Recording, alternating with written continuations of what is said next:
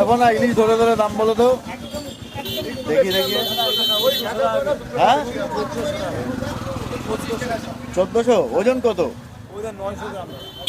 কোথাকার ইলিশ এটা? আর এটা এ কত করে? এ ওজন কত?